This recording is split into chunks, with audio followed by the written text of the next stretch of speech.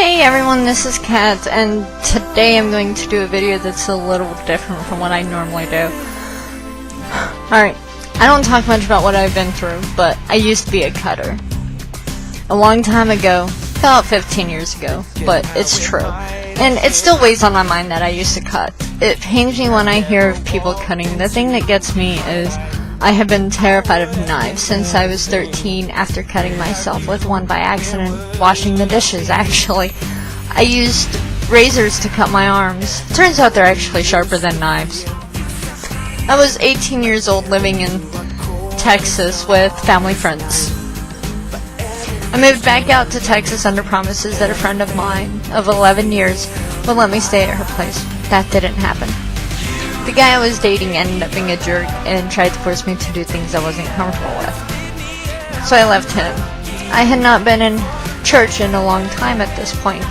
I had a job at McDonald's, and yes, I loved my job. I loved the friend who I made there, who by day was a McDonald's cook, and by night, he was a drag queen. I used to go and watch him sing and dance at the gay bar down the street from work on the weekends.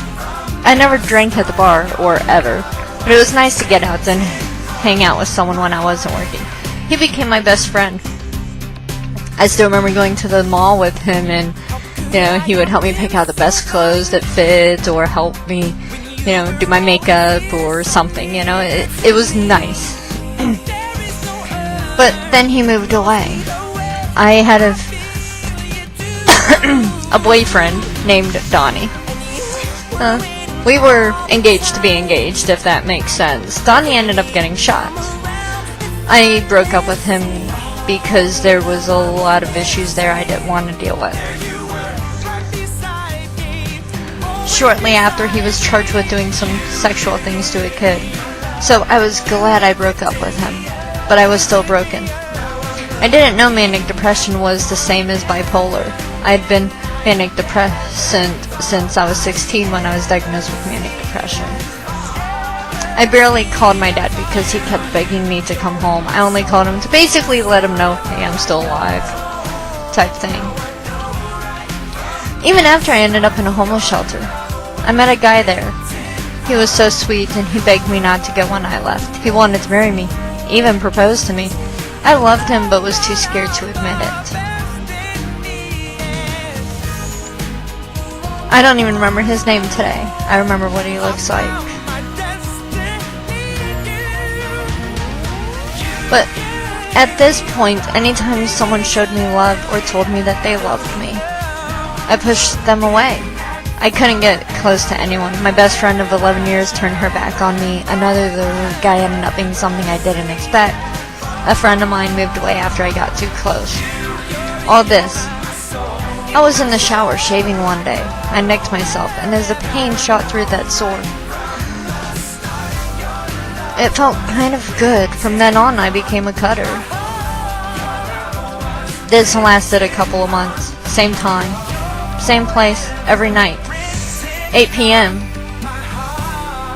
in the shower. Every night at 8 p.m. I would hop in the shower, and I would actually be cutting myself. Wash my hair so it didn't look like it. I even switched my schedule at work, just so I could be home in time to cut myself.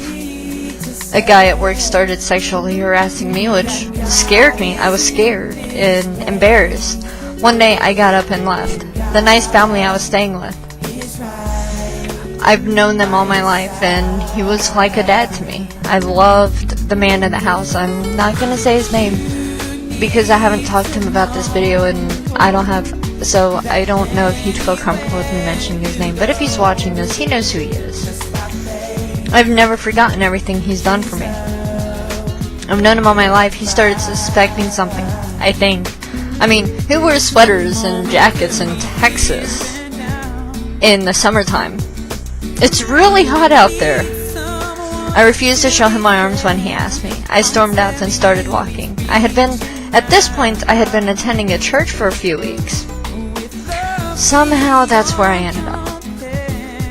I felt myself walking inside those doors and asking to speak to Lance, the youth minister intern who I grew very close to. I adored him.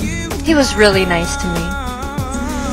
I felt myself being compelled to tell him everything. I showed him the marks. Without a word, he opens a desk drawer,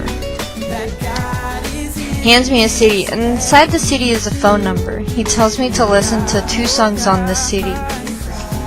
Points out which songs to listen to. In fact, one of them is probably playing in the background right now. Y'all can hear it. Then he tells me to listen to 2 songs. After I'm done, he wants me to call the number. The number ended up being a therapist that the church paid for. I started getting phone counseling for free. But after listening to the songs on that CD, which is this one right here, and the songs is number 8 and number 9. I know those were out of focus, but number 8 is Last Light Out, number 9 is Run to You.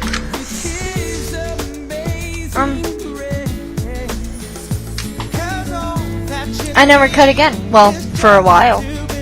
When I was pregnant with my second son, I started cutting again. This time, I had a friend with me. We both cut. After a week of that, I realized I don't want to get back into this. But how could I stop? I went back and listened to those songs over again. I still have that CD, as you can tell. People don't realize how hurtful cutting is, mentally and physically. It still affects me knowing that I used to be a cutter, and it's a part of my life I'm not proud of. And yes, I still think about it from time to time. Yes, I still think about enjoying that emotional release that I used to get from cutting. That's what it was for me. It was an emotional release. It wasn't a cry for attention. It was, I'm in pain, and this is what I've got to do to relieve that pain. Whenever I feel like that, I just play a song, cry, and it's done with. Sorry, I had to share my story. But please, if you are harming yourself or know someone who is, get help, or it's only going to get worse. You could end up one of those children who've killed themselves. And I don't like seeing suicide in the news. It hits me a little too close to home.